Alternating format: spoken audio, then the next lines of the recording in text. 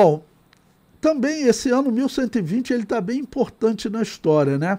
Além dessa escrita desse historiador católico descrevendo esse período de Pedro de Bruz, da morte dele e de outros anabatistas, também no ano 1120, é o item 58 do material didático, a obra dos anabatistas valdenses, O que é o Anticristo. Bom, então eu peguei alguns trechos aqui de obras que comentam sobre eles, dizendo o que eles escreviam nesse livro. Tá bom? Bom, o primeiro historiador ele diz, está provado pelos livros deles, né, dos valdenses, que eles existiam como valdenses antes de Pedro Valdo. Essa é uma questão muito importante, porque alguns historiadores católicos e protestantes dizem que os valdenses eram os seguidores de Pedro Valdo, mas não era. Valdense tem um significado daqueles que sofrem perseguição, são martirizados, tá ok? Esse era o significado do termo Valdos, como eles falam em francês. Não vem de Pedro Valdo. E esse historiador aqui está dizendo, né? Antes de Pedro Valdo, o qual começou a pregar cerca do ano 1160. Olha, nós estamos no ano 1120. O personagem Pedro Valdo ainda vai surgir na história. Vai ser um outro católico que vai aceitar Jesus como Salvador na igreja anabatista. E o que ele vai fazer? Ele era um católico rico, ele vende todos os bens e começa a pregar o evangelho, mas isso acontece em 40 anos a partir do período que nós estamos estudando, ok? E esse historiador está contando que em 1120 eles escrevem um livro, né, tratando sobre o anticristo. Tá bom? O qual Pedro Valdo começou a pregar em 1160. Né? Perrin, o qual escreveu sua história, tinha em mãos um Novo Testamento na língua deles, a valesa, escrita em pergaminhos, em letra muito antiga, e também um livro com o seguinte título na sua língua, O que é o Anticristo.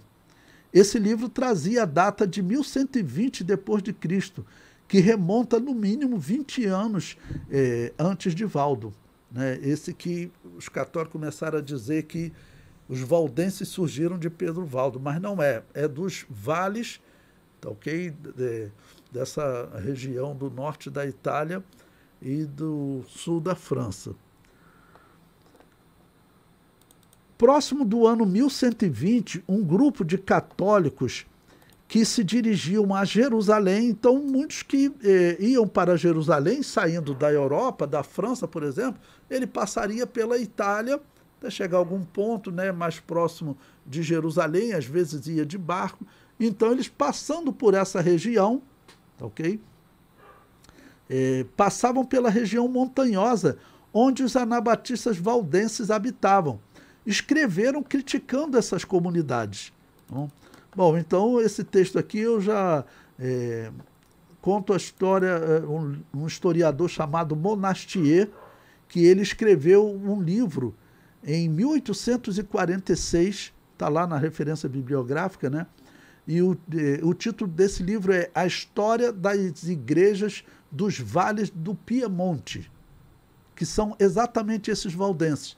Esse livro, irmãos, é um livro grande, 454 páginas, ele conta a história de diversas igrejas e de pastores, né, vivendo naquela região. Então, eu tirei aqui um exemplo desse livro para vocês verem, mas é um livro contando a história das muitas igrejas que existiam naquele período.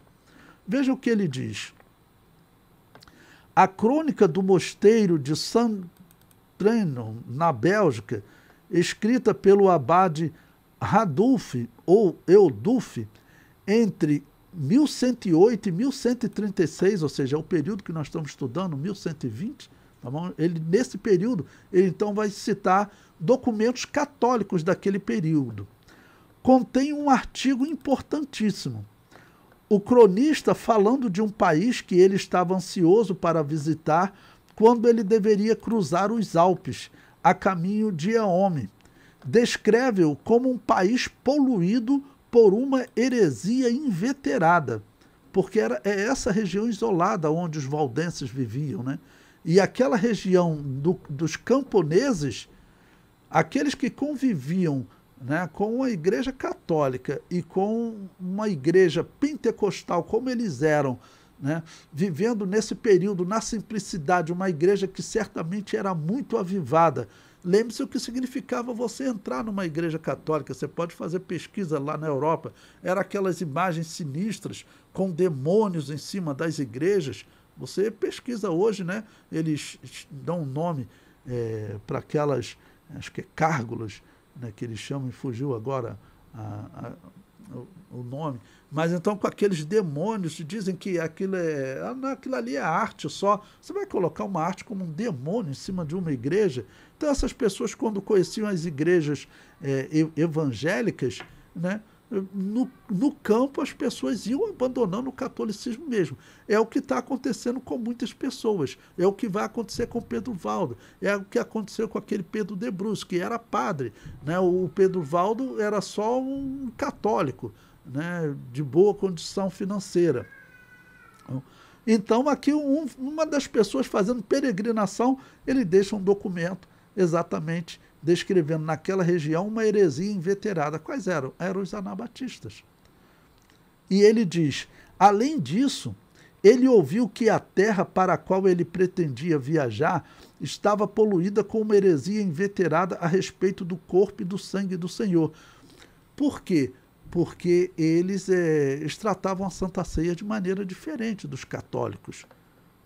Okay? Porque eram as igrejas anabatistas. As igrejas anabatistas não pregavam a transubstanciação. E eu mostrei para vocês que essa já era uma questão que envolvia debate na Igreja Católica, né?